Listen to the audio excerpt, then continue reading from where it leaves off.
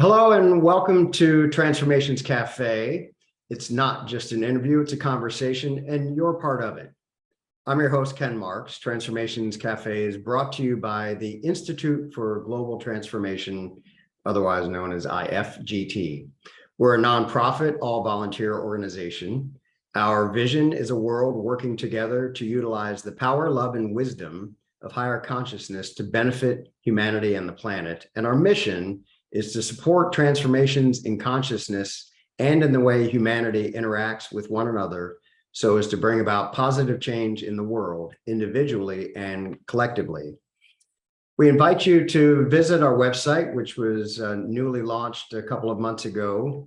The URL is www.theglobaltransformation.org.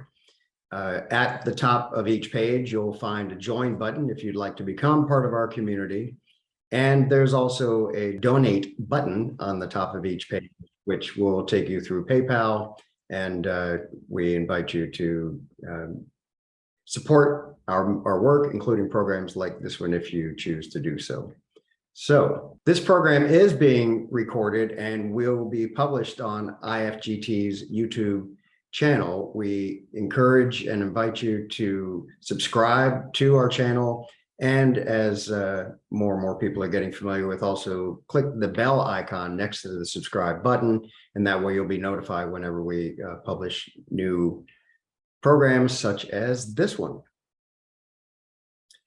This is a program where we invite our live audience to participate. So I would like to remind those of you attending as we're recording this, if you would like to participate, please do so by indicating in the chat, by either typing the letter Q if you'd like to come on camera and interact with our guests directly, or just type your question in and I'll read as many of those as we have time to get to. So with that, it is my great and very distinct pleasure to introduce tonight's guest, Dr. Yvonne Kason, and we'll be talking about her most recent book titled Touched by the Light, Exploring Spiritually Transformative Experiences.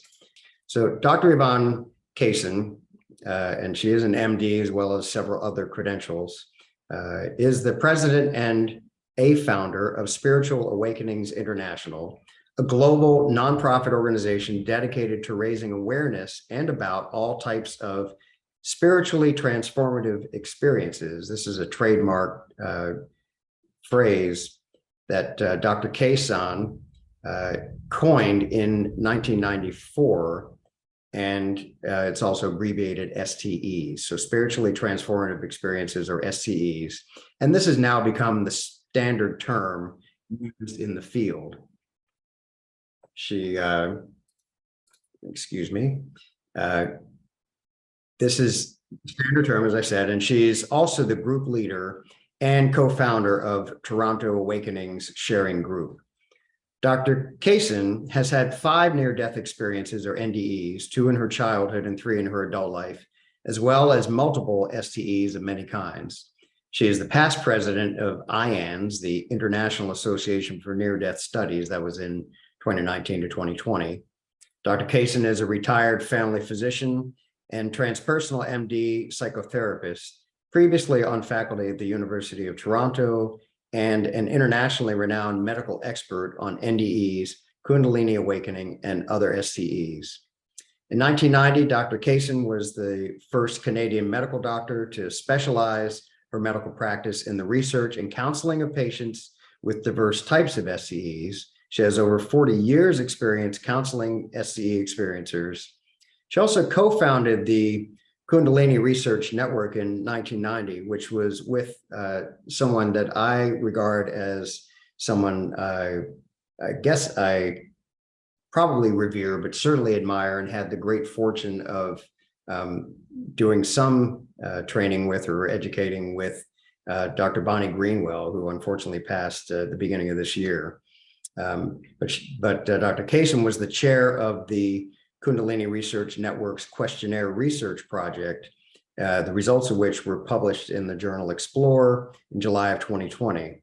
She co-founded the Spirituality and Healthcare Network in 2000.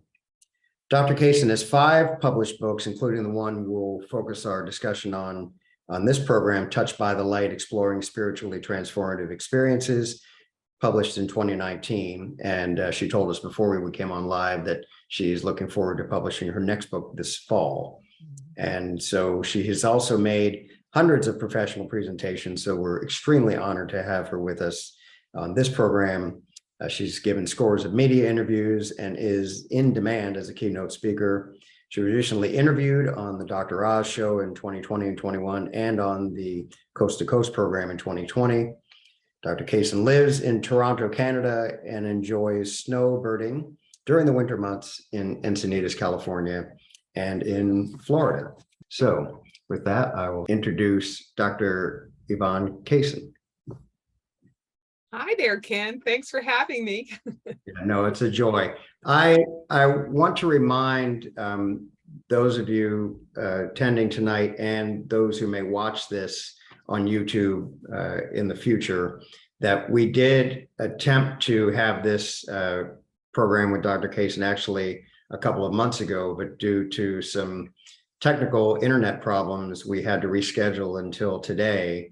But we went ahead and held a discussion about Touched by the Light and STEs, which is on our YouTube channel. And so I'm going to try to minimize my conversation and refer people to that because we went into some depth. And I think it's more important now to hear directly from Dr. Kason.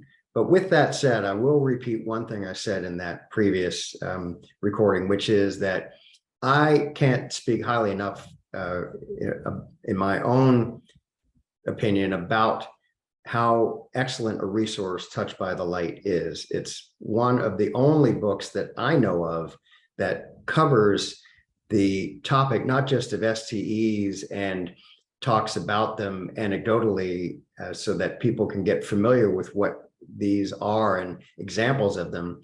But Dr. Kason, you just did an amazing job of bringing in your obvious significant study of Eastern teachings and philosophy, showing the connections between the experiences that many people are having, and many of us believe in greater and greater numbers contemporarily. But these are things that have been documented by human cultures going thousands of years back, much more well accepted as just fact in the East, but catching up with a lot of science and research, which you obviously contributed to in your career in the West. And so I just think it's an excellent resource if you are interested in it and just want to read more and study more. I can't recommend the book highly enough. If it's new to you and you want answers for helping resolve questions or confusion you may be experiencing, another great reason to get the book. So I thought it'd be good for those who may not be familiar with you, even though, as read in your bio, you've been at this a while. You're certainly a well-known public figure, but for those who may not know you, just talk a little bit about you and your work, and maybe start off just with this idea of what led you to coin the phrase spiritually transformative experiences. Okay. Well, first off, let me say that my interest in this area started because of my own personal experiences. So unlike some people, some doctors who've been researching in the area who got interested in it because they had, say, a patient or a friend who had some sort of experience, for me, my motivation was because of my own personal experiences. And I have had, as you mentioned in your introduction, Ken, 5 near-death experiences over the course of my life, 2 in my childhood. But the ones in my childhood I never realized they were near-death experiences, because as a child, you don't have any sort of barometer of like what is considered quotes normal or what is considered quotes paranormal. So I didn't know that people, floating out of your body was not something that everybody experienced. So when I went out of body twice when I was close to death as a child, it never dawned on me until actually a few years ago that, oh, gee, maybe I had a near-death experience when I was a child, when I went out of body those 2 times I was close to death. Anyway, but what prompted me, I'm going to skip over that. I can come back and tell the stories if someone's interested later, but I want to go to what you asked me, which was, how did I come about coining that term, spiritually transformative experiences?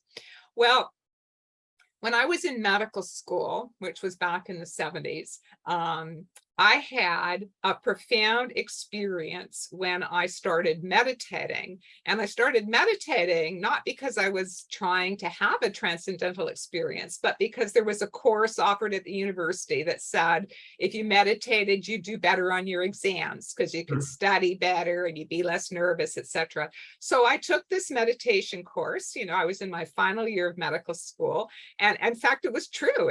It relaxed me. I did extremely well on my exams.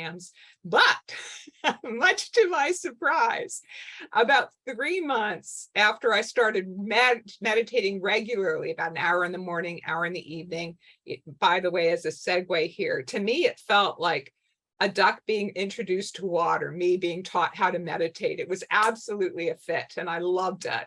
And I now attribute that to past lives, that my soul recognized something that felt good for lifetimes past. Anyway, I started meditating morning and evening for about an hour. And about 3 months after I started that practice, I had a profound experience where I heard this loud inner roar, and I felt this strong rush of energy move up through my body. And then my consciousness moved up and out of my body and expanded to really vast size. And then I sort of transmuted into a force field of love. I felt this profound, incredible love. So now, many years later, I can say that was my Kundalini awakening this lifetime that culminated in a mystical experience. So all of this happened in my last year in medical school. So I had no idea what this experience was. When my meditation ended, my consciousness contracted and I came back to my normal state of being. And I was so focused on my studies, exams coming up, etc. I just sort of put that off to the side. So, okay, well, we'll figure out what that is later, because we need to focus on our studies. And, I did well in my exams. I graduated. I did my internship and residency. Then in my residency, the good Lord wanted, as I look back now, the good Lord was giving me my spiritual training while I was completing my medical training, right? End of medical school, I have a Kundalini awakening and a mystical experience. So now I'm at the end of my residency, and I'm assigned to this remote northern community in Ontario to work with the Native Indian communities. I'm sent on a medevac in a small twin propeller airplane. The plane flies into bad weather. This is in winter, crashes, sinks into a semi-frozen lake. And I had to swim a really long distance to shore, almost drowned, almost froze to death. And in the course of that, I had what I now know was my first adult near-death experience, where I heard a loud roaring noise again. My consciousness rose up out of my body. I found myself like 20 feet or so above my body. But it was more complicated than that, because my body was still alive. My body was still swimming to shore. So it was actually that my consciousness was 2 places at the same time.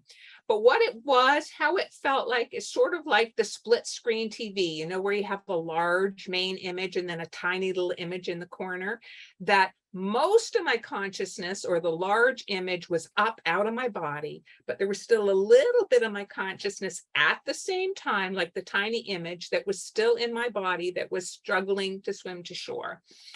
And then the main part of my consciousness then rose higher and went into, I'm going to call it a realm that was filled with light and filled with love. And I felt the most profound, complete, unconditional love that I'd ever felt in my life. And I felt home. I just felt home. This is where I belong. Everything is right. Everything is perfect with the universe.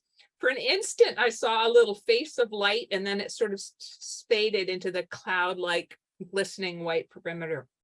And while I was in this realm of light and love, I just knew things, like it was my soul just knew things. And not that I heard a voice explaining it to me or anything like that. No, I just somehow I knew.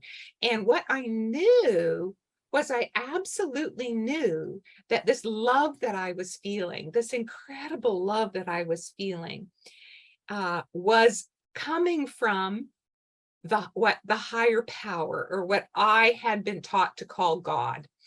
And this, as God as I was experiencing it, was not anything at all like what I had been taught God was supposedly like. You know, it was not an old man with a long white beard sitting on a throne judging you. You've been good, have you been bad? That was not what I was experiencing at all. What I was experiencing God, or the higher power, to be was like an infinite force that is infinitely intelligent and also infinitely loving, and it interpenetrates all of creation, and past, present, and future, all of it. And I knew somehow, when I was in this realm of light, that what I think of as me would live on, whether or not my body down there died or not. And so it really was not important to me anymore whether or not my body down there died. And I also had this, I'm going to call it a knowing, that somehow the intelligence behind the universe already knew what was going to happen down there. And so I was watching, sort of like when you watch a movie, you know, the producers have already figured out an ending and you really don't care, but you want to watch the movie just to see how did they end the story, right? So I'm watching what's happening to my body with that sort of detached, okay, let's see how the higher power ended this story. And I mean, from our worldly perspective, it's hard to conceive of how I would be so detached from what was happening to my body, but I felt completely content, completely at peace, completely in joy. I felt I was home, and it didn't matter to me one way or the other if my body survived. Now I'm going to get to your question, so I'm going to abbreviate the whole rescue and everything, but a whole bunch of series of coincidences, if you believe in coincidences, but I believe in it, and it's divine grace, led to the fact that, you know, there happened to be a plane directly overhead that picked up our Mayday, and there happened to be a helicopter in the area that could pick up the relayed message, and they happened to find us and happened to bring us to hospital. And anyway, they reheated my body, which was unconscious, and I was dying of hypothermia, which means freezing to death. And when they reheated my body in the hot whirlpool bath, then I felt my consciousness re-enter my body. By the way, the hot whirlpool bath was not at a spa, it was in the hospital physiotherapy department. And it felt like my consciousness coming back felt like a genie being sucked into a bottle. It literally felt like I was in this big, expansive space above my head, and suddenly through the top of my head, I was sucked down into the relatively small confines of my body. And then I knew I was back. I was going to live. I was going to live. Now, if that's not enough, a few weeks after this happened, when I was driving to visit a friend, I was stopped at an intersection, you know, red light in my car. All of a sudden, in my mind's eye, a clear visual image pops of my friend's brain covered in pus. And somehow I knew that it was my friend's brain. How I knew, I don't know. But the symbology to me as a doctor was absolutely clear. It was meningitis. And when I got to my friend's house, I asked her, how are you doing? How are you feeling? Turns out she was sick. She had a bad headache. Well, to make a long story short, she was diagnosed later that day with acute meningitis and fortunately received the appropriate antibiotic treatment and lived. That was my first clairvoyant experience. I started having more clairvoyant experiences and clairaudient experiences and clairsentient experiences. So as an after effect of that plane crash experience, I was now starting to have all sorts of psychic experiences. So here I was, a young medical doctor, and now I can put names to these experiences. Back then, I didn't even have a word to call these experiences. I didn't know what they were. I tried to talk with some of my medical colleagues, and they all knew that I was mentally sound and I was a very respected physician, teaching physician after I graduated. But they all had a hallucination hypothesis. It was these were hallucinations brought on by a low blood sugar, hallucinations brought on by the electrolyte imbalance. And that absolutely did not resonate with me. And so I was searching, I was trying to find words to try and explain what some of these experiences were. The plane crash experience, the best word I was able to find was a mystical experience. So for almost 10 years after what I now know was the near-death experience I had in the plane crash, I was calling it a mystical experience. As I was trying to understand what happened to me when I was meditating in medical school, I started realizing Kundalini awakening is what seemed to fit that. Then I was having psychic awakening. So I started as a doctor in my private time, in the closet, on the outside. I got a teaching position at the University of Toronto. I had a very successful medical career, but in the closet, in my private time, I started researching spiritual and paranormal experiences of consciousness, mystical experiences, psychic phenomenon, near-death experiences, Kundalini awakening. Why? Because I was experiencing them. And then something incredible started happening is that people started hearing about me through the grapevine, even though I was in the closet at this time, in the closet about my spiritual experiences and my personal research into it. And people started booking appointments to see me because they had heard there's this doctor in Toronto who's had some experiences. You can talk to her and she won't automatically say you're crazy. And so over the years, I got more and more clinical experience, meaning that as a doctor, more and more people who confided in me about their spiritual and paranormal experiences, people from all walks of life that were clearly not crazy. And I heard so many horror stories, and I too was experiencing how people were mislabeling them as hallucinations, even signs of mental illness. Churches were saying work of the devil, etc. Anyway, in 1990, which is coming forward 10 or 12 years, I had another strong spiritual experience, what I call my calling mystical experience. I'd been at Dr. Bonnie Greenwell, who you mentioned, had invited me to speak at a conference in California about Kundalini.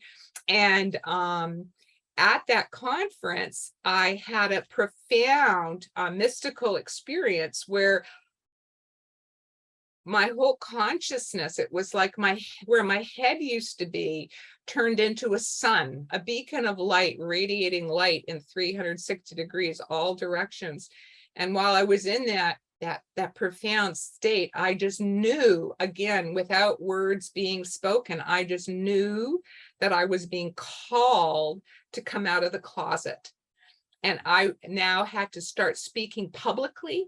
And I needed to start advocating for experiencers because the medical profession and the public and clergy were doing harm by pathologizing people who were having spiritual awakening experiences.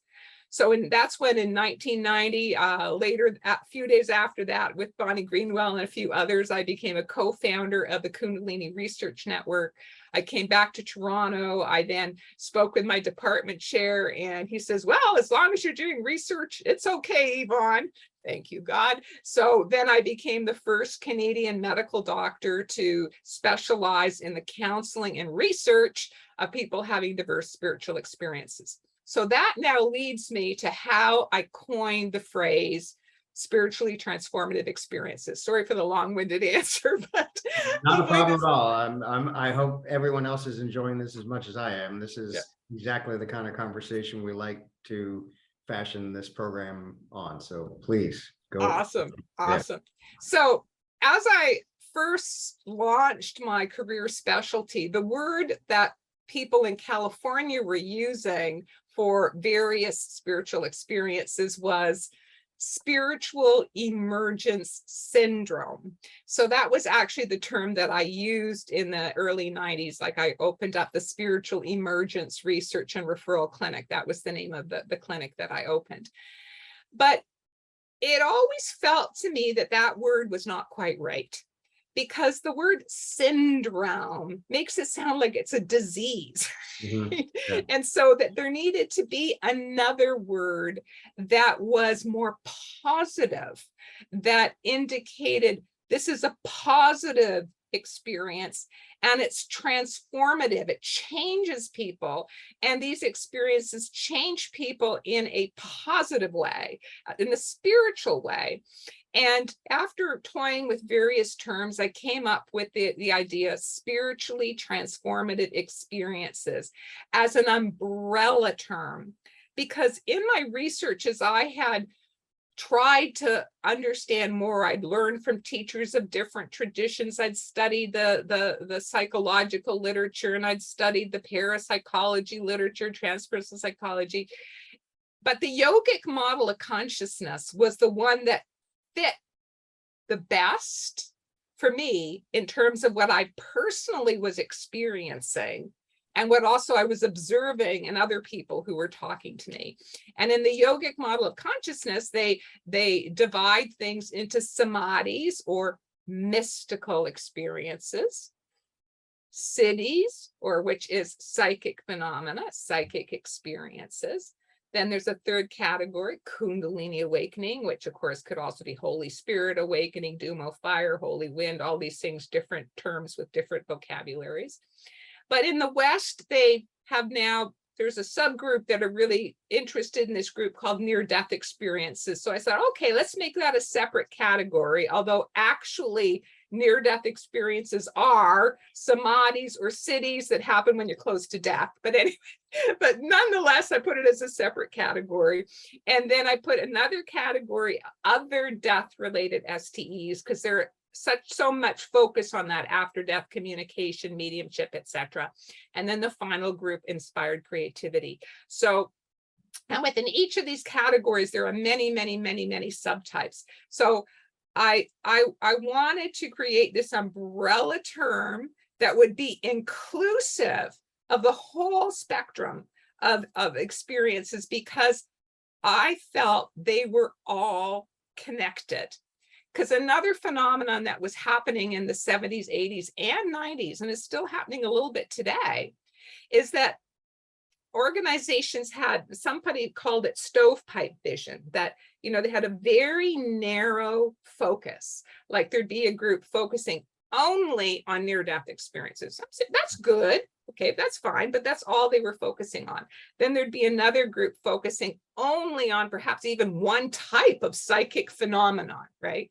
Then there'd be another group only looking at Kundalini. I mean, that's good, but I felt they were all connected, that it was all part of this, and the yogic model, how it's explained, is the evolutionary expansion of consciousness, that ultimately, as we are evolving spiritually and growing, our range of consciousness expands, and we're going to start having all these kinds of STEs, so that there was a need to look at them as they're all interconnected. They're all part of a spiritual awakening process that's happening to individuals and also on a global level. So that is what propelled me to coin the term spiritually transformative experiences. And then in this book, which is my most recent book, Touched by the Light, this is the third book I've written on spiritually transformative experiences. I try to define them as I've come to understand them, to help people have words. Because for me, it took me like 10 years to have accurate words to label my experiences. And in my work counseling experiencers now for, close to 40 years, that often that is the most important thing I do for people, is give them a word. I was like, oh my gosh, there's a name for this, and it's called, clairsentience, for example. And other people have this too. I'm not the only one. I'm not crazy. So that is one of the things that Touched by the Light does. But the other thing that Touched by the Light describes is, I wrote it as a self-help book for people who are in a spiritual awakening process, because a transformation starts. It's not just like some people imagine, you have this one experience and you have nice memories of it, and otherwise your life goes back to normal. Oh no, your life never goes back to normal. Or that it's just bliss nirvana and everything's wonderful and whatever they think enlightenment is. And it's hardly that. No, it's an awakening, and it accelerates or initiates, if it's the first time, a biological, psychological, spiritual process of transformation, and it stirs up the psyche. So if you have unresolved psychological stuff that you didn't even know was there, guess what? It's going to come to the surface. And if you have some past life issues, which everybody does, otherwise we wouldn't be here, they'll start coming to the surface, and we find ourselves in a process. It's a long-term process of psychological healing, cleansing is the word Bonnie liked to use. I call it purification. And at the same time, a spiritual deepening starts beginning, that we start feeling stronger inner drive in terms of becoming a more spiritual person, getting our life in order, letting go of self-destructive habits, starting to be less selfish and more giving, being of service starts becoming really important to people in the spiritual awakening. And this can create challenges, because if your partner or family are not going through a spiritual awakening process, they may not understand why you're changing and why your interests are changing, or why it's so important to you to do so much volunteer work. They may be jealous of your volunteer work. So that's part of what I'm trying to share with Touched by the Light too, is for people to understand these changes that are happening in you are normal once you've had a spiritual awakening, regardless of what type of STE initiated your spiritual awakening. Thank you. That was awesome. You answered a whole bunch of my other questions, so that's perfect. And I'm glad that you emphasized the purpose of the book and what you tried to capture in there. Again, I think it's an outstanding resource for what I have experienced personally and what I have spoken with many people since about it. Really, it's what you set out to do. As far as I'm concerned, you mission accomplished. Very well done, very well written. It's not just a light anecdotal read designed to make the New York Times bestseller list. It really could be a text. It's a great reference, but you don't have to read it word for word. It's a reference as well. So I want to mention one other thing and then get into another topic. because you talked about how you came to make your clinical medical practice oriented to providing counsel to people who had some type of STE. But I want to be deliberate in making the point that despite the fact that you received some inspiration to do this, and that may have provided some courage in a way to do this, but back then, and even yet today, coming out of that closet, sometimes other people will call it the woo-woo closet, right? And coming out, especially in the professions, and especially the science and medical professions. My career was spent in academic medical centers. This is not something you talk lightly about. And there are many people that have come from healthcare and science backgrounds that have suffered the admonishments and the quote unquote taboo violations that go with this. So I guess I just wanted to commend you for doing that and helping to bring this out into more of the light to do what you did to normalize it. It wasn't, Thank you. it was not a small thing. And Thank you. on the other hand, you're very welcome. I'm sure the countless patients that you helped and the ripple effects that had on the people in their lives. You mentioned just one small aspect of this, of giving them a word, but the relief that type of validation and not thinking that, am I going crazy or what else is happening here? But I've experienced that over and over again. And so that is another huge service. So yeah, not to be minimized or underestimated in terms of how important those things are and how much your work has done to help others and to put that out in the universe, because that's important too. So just make those points. I want to shift gears, unless you have something else you want to say about that. Oh, I was just going to comment that, yes, I did have to deal with hurdles and flack from medical professionals and people that were thought I'd been caught in the woo-woo, as you put it. But I personally believe that God's plan and God's timing is perfect. And that by the time I had this strong calling mystical experience, I had already been established at the University of Toronto. I had an extremely successful career. I'd been promoted and I had a very high profile. And the fact that I had the support of my department chairman, which I don't know if my guardian angels overshadowed him, and he said, do research. So that legitimized it. But the point I wanted to make was, I think because of my reputation at first, I was tolerated. Oh, yes, I had to deal with the licensing and the malpractice insurance, and I had to respond to them, but I was able to do all of that. I won't go into that too much, but I think what really helped it get accepted, believe it or not, and get the work that I was doing to be accepted within the medical profession in Canada, believe it or not, was the media. Because in the early 1990s, two Americans became bestsellers with their stories of near-death experiences. And one was Danny and Brinkley, and the other one was Betty Eadie. Yeah. And so they, on their tours, came to Toronto being the biggest city in Canada. And so the organizers says, well, we have these two NDEers from the United States. Don't we have anybody in Canada to be on the podium with them? Well, there was me.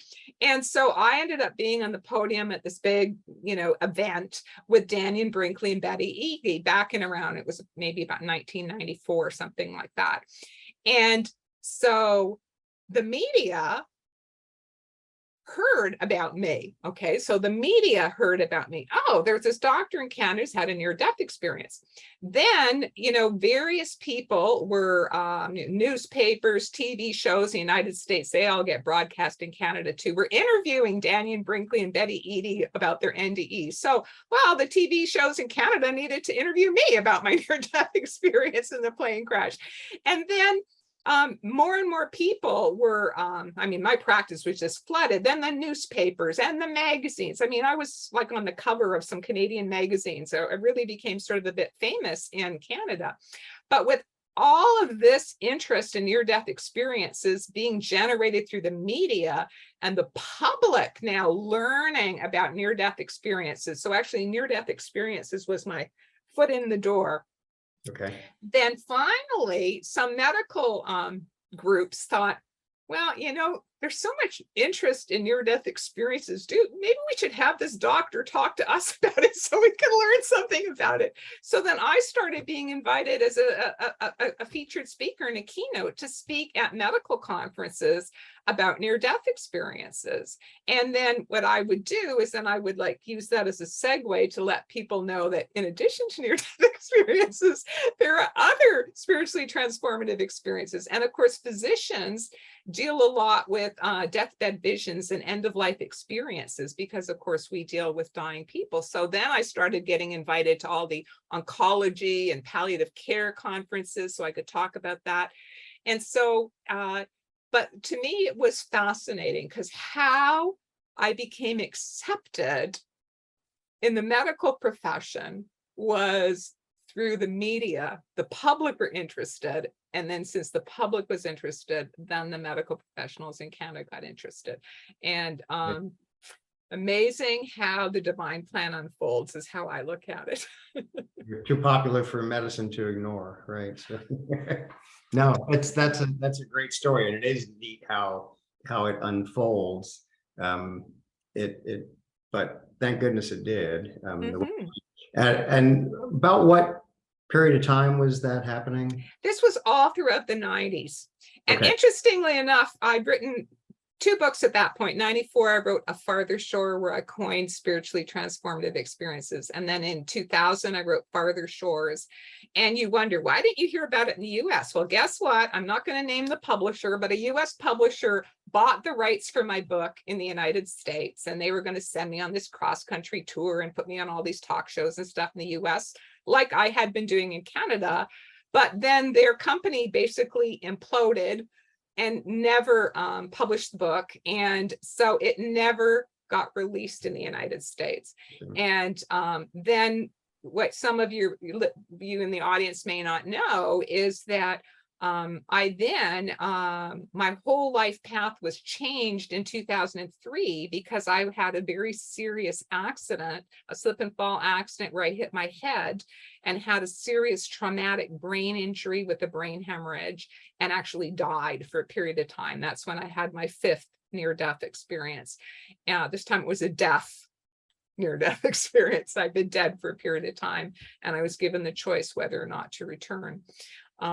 Anyway, but that left me disabled for 12 years. And I thought that, you know, I did neuro rehab for 7 years because I loved what I did before. And I loved public speaking. I loved writing books. I loved counseling experiencers.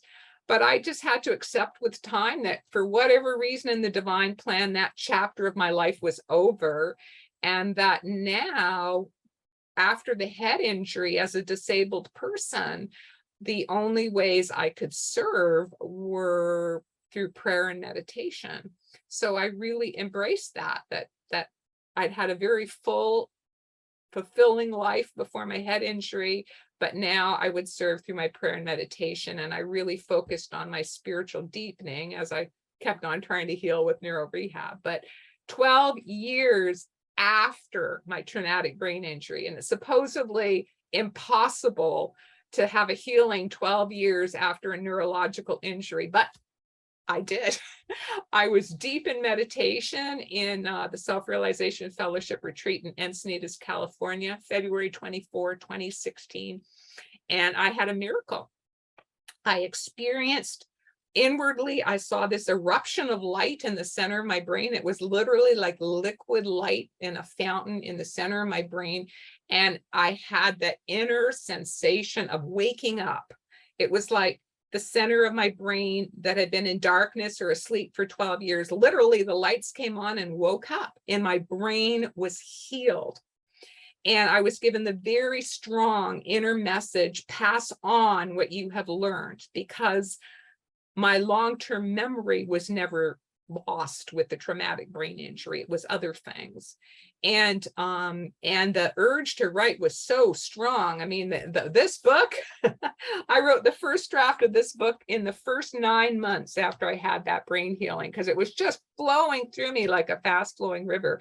And I have another book that's coming out this fall. I can't wait. Soul Lessons from the Light, which is actually my personal spiritual awakening story. I also wrote that first draft within the first year after my brain healing. So, and so that I look at it now, Spirit took me offline for 12 years for refurbishment.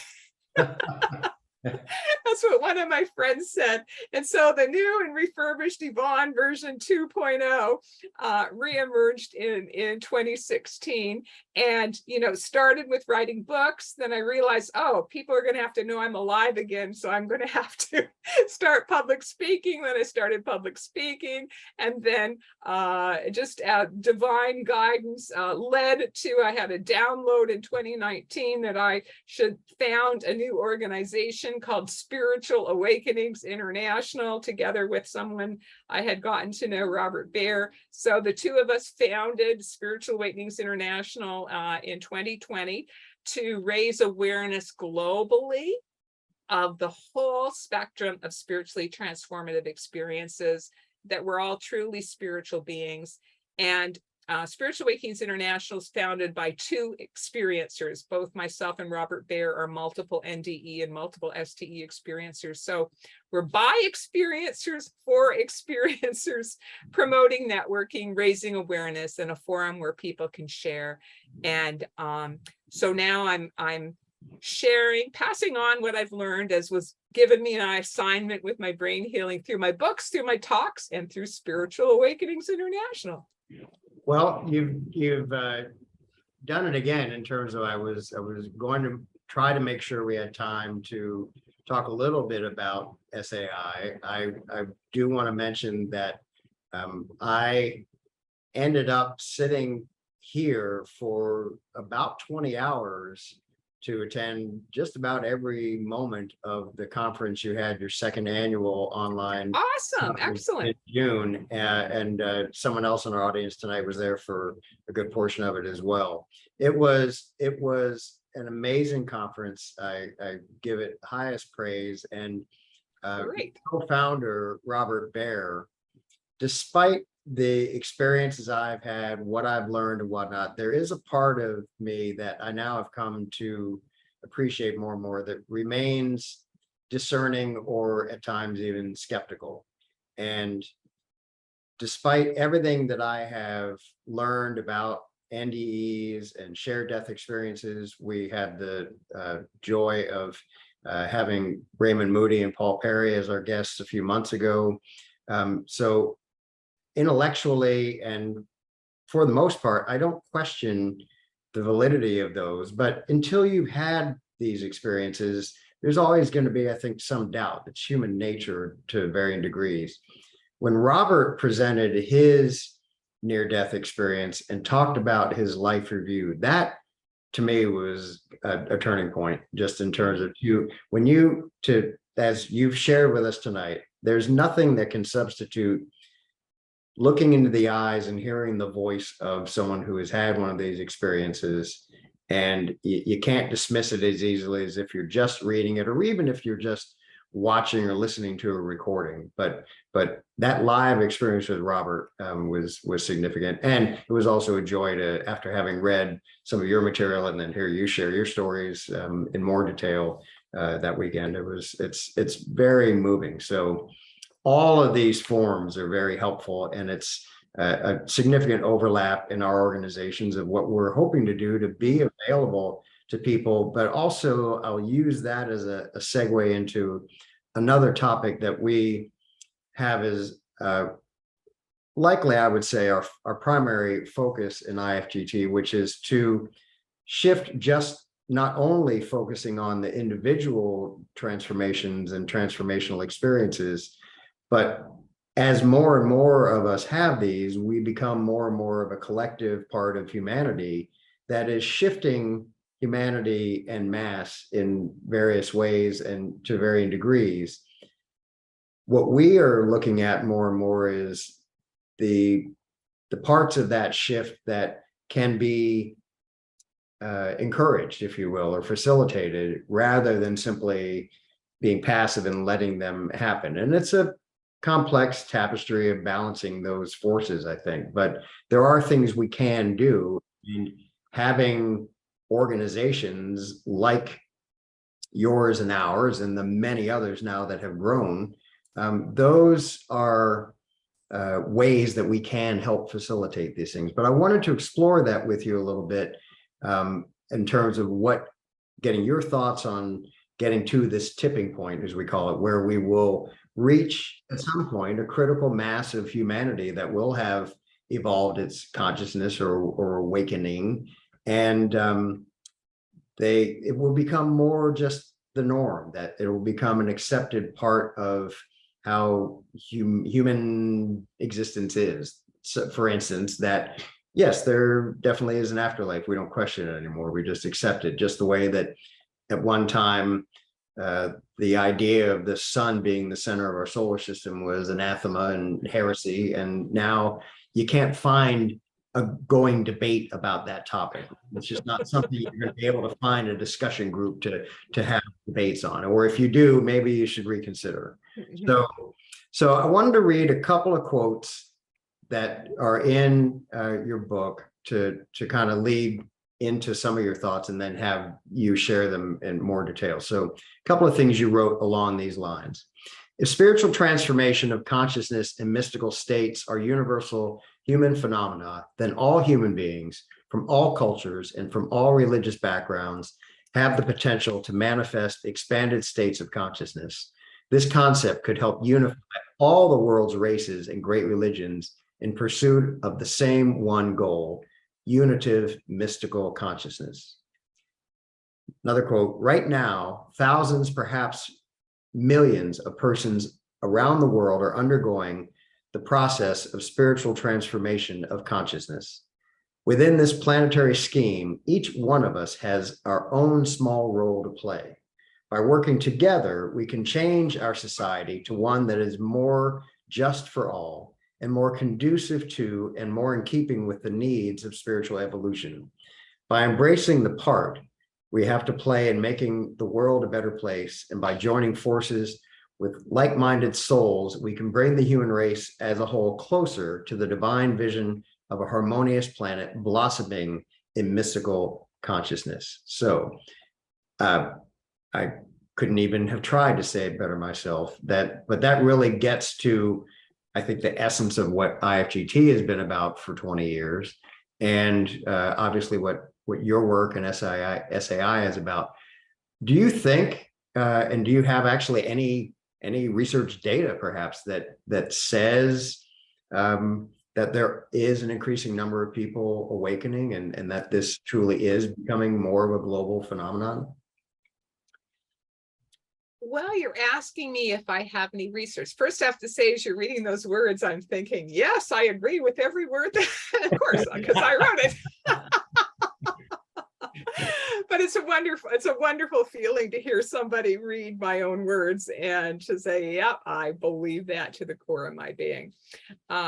So is there any research data indicating that there's more and more people having a spiritual awakening? No. That how on earth would you quantify this? Yeah. There's no way to quantify this. But what I can say is this, is that it seems from my 40 plus years of researching mysticism and consciousness and expanded states of consciousness and the process of people awakening, that it seems that in the past, at least from what there are written historical records, that it seemed to be limited mainly to sort of mystics and saints in different spiritual traditions. that you would have like in different religious traditions, all of them around the world. They have their prophets, they have their saints, they have their mystics. You don't hear a heck of a lot about just any Joe Blow in the public, being a mystic or a prophet, that they quickly got identified and then sort of put in a category. Whereas today, and I can talk about my experience now in the last 40 years of counseling experiencers, there are and currently with the work I'm doing in Spiritual Awakenings International, we have experiencers sharing circles once a month. And so people come and they share their experiences. That there are people in all walks of life, in countries all over the world, who are having spiritual awakenings, whether it be a Kundalini awakening, mystical experiences, suddenly they're recalling past lives. I mean, it could be anything, near-death experiences. It's happening to all sorts of so-called ordinary people who are not, ending up, being cloistered in a religion. Now, I have to tell you, there are also people who are cloistered in religious orders that this is happening to, like Padre Pio is a perfect example, right? That I don't know if you guys don't know who he is. I'm getting not familiar. No. Okay. Padre Pio was a monk in Italy. He only died about 4 or 5 years ago, but he was a profound mystic.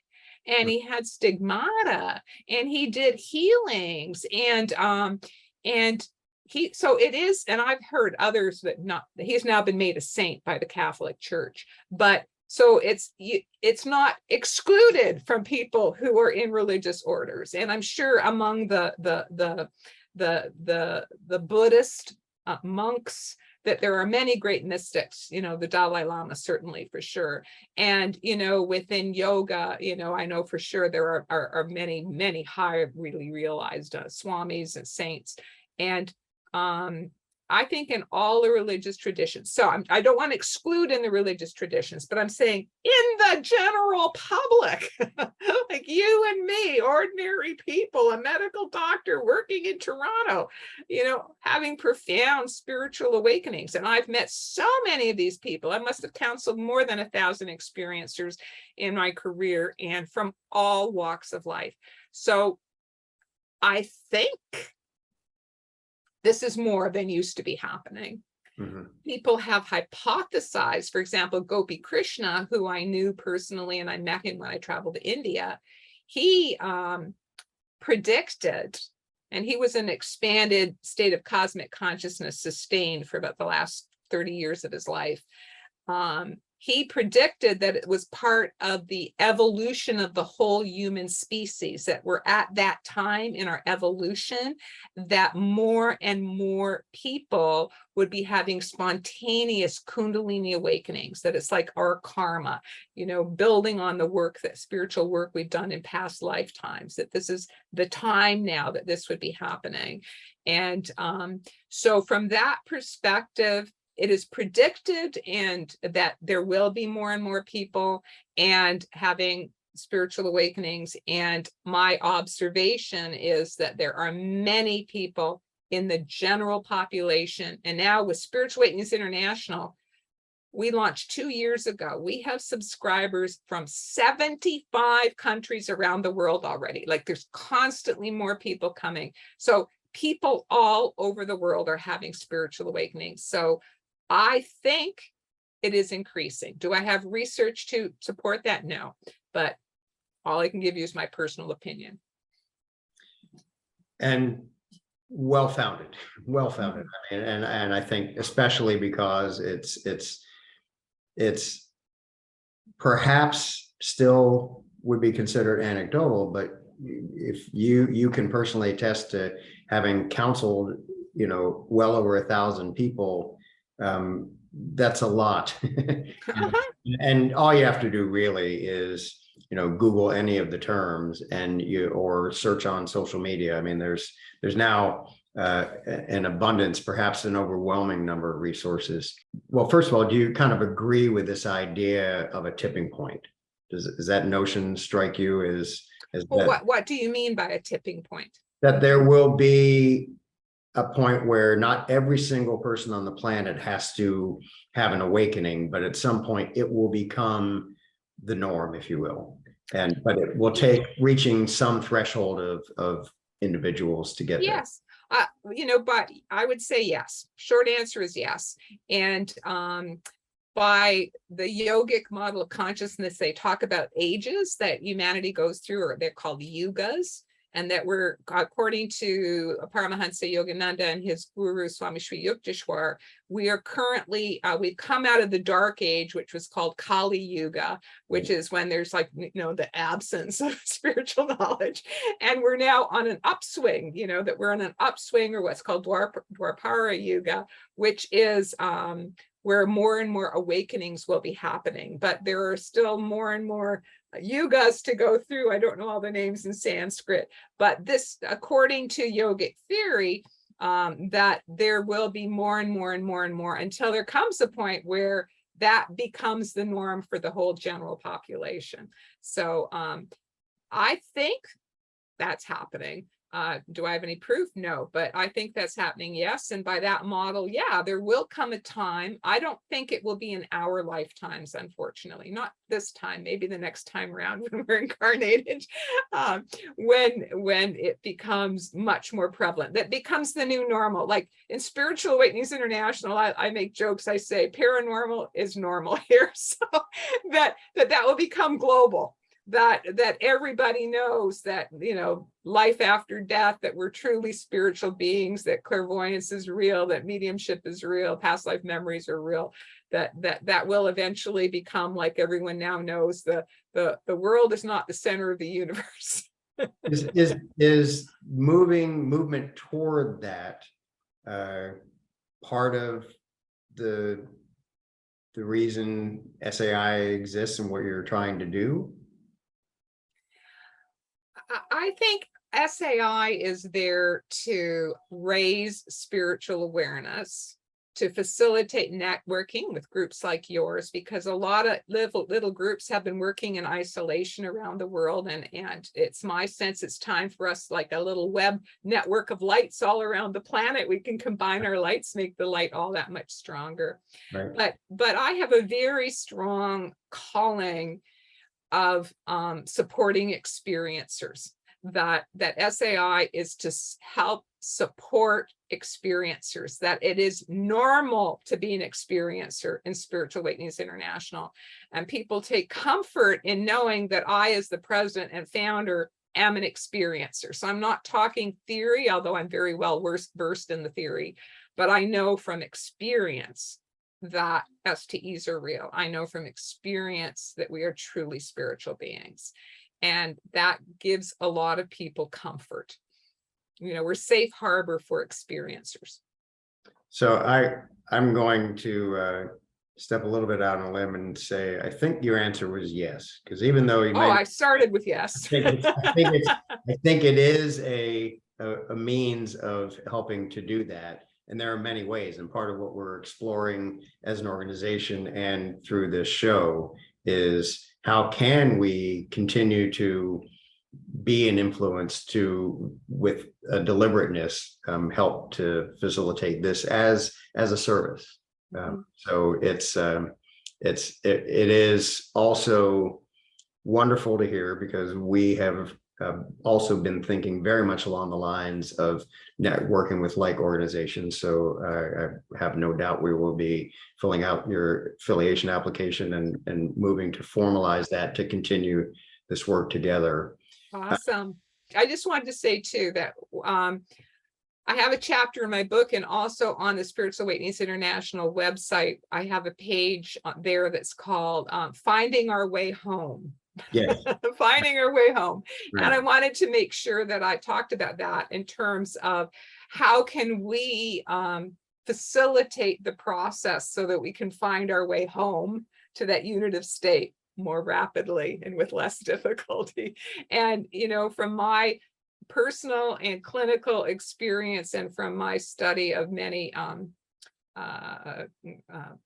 traditions in mysticism, is that there are some simple basic guidelines and principles that people can follow that will help you in speeding your way home.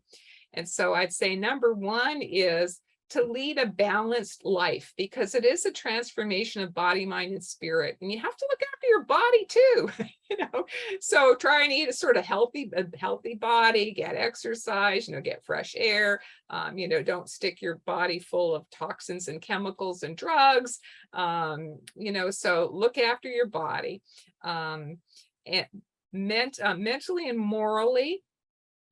I talk about the universal spiritual principles, sort of like the 10 commandments. So universal spirituals: do not lie, do not steal, be honest, that strive to live a moral life in accordance with the spiritual principles, because it's fairly esoteric, but maybe your audience will understand that when you're in a spiritual awakening process, there's a reason there are spiritual laws, that living by the spiritual laws will open you to further spiritual deepening. If you go against the spiritual laws, it's like it puts knots in your energy body and it's keeping you down in the lower chakras. So living a moral lifestyle, striving to live by universal spiritual laws.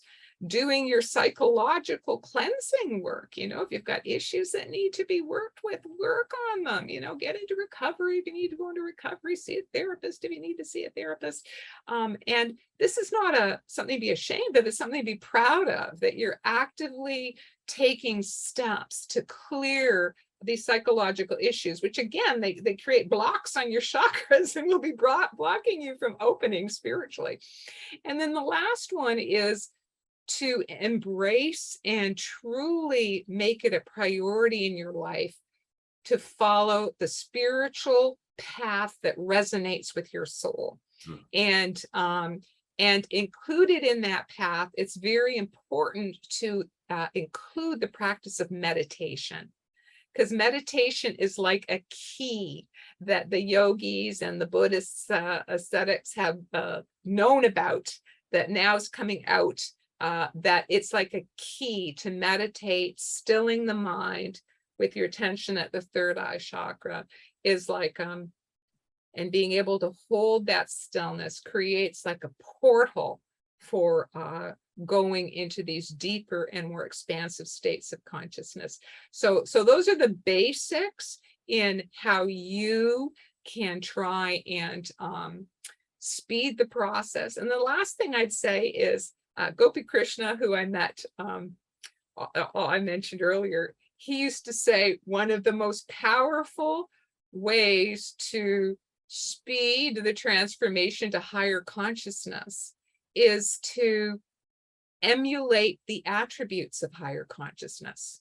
Mm-hmm. So try to be that way, try to be like a person in higher consciousness, be calm, be God-centered, be forgiving, be kind, be giving. And you slowly find that you become that way as you strive to emulate those characteristics. Beautiful. Thank you. And throughout this conversation interview, you've answered the questions that I was about to ask. So this was wonderful, because I wanted to make sure you didn't have anything else that we hadn't covered, but I was going to go back to this topic. So thank you for sharing that. It's extremely important. It is the service that will help advance the tipping point. And I think we both know that beyond the people live with us as we're recording this, others will find this when they need it, and it will provide that service to them too. So it's wonderful. I was also going to mention that one way that I found has helped me make the switch from a confused skeptic to appreciating the validity of spirituality, consciousness, and the transformational experiences is finding the same information in different references that couldn't be cross-pollinated. And you were mentioning the yugas and the Eastern traditions. so much of that is consistent with what is in the wisdom teachings as well, like from uh, Blavatsky and her descendants, if you will, her disciples. And so it just kind of reinforces that there is a common set of, I don't know, knowledge or information or just how things are that has been written and communicated through the ages for the audiences of that time and those cultures, et cetera.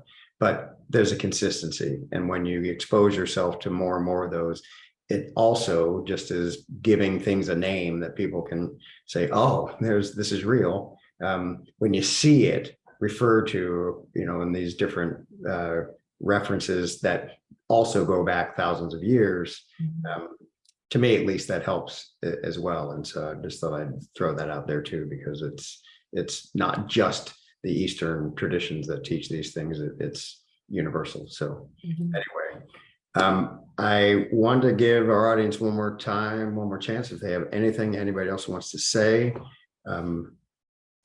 Otherwise, this has been beyond what I had hoped it would be. It's been an absolute pleasure to finally get to meet you, and hopefully, perhaps we'll meet at a real cafe when you're snowbirding. You never know. We'll certainly be in touch organizationally. It's been just, again, a distinct pleasure. Can't thank you enough for your time and all that you shared. It's just been wonderful. Thank you. Thanks, Ken. It was nice to meet you and nice to meet all of you.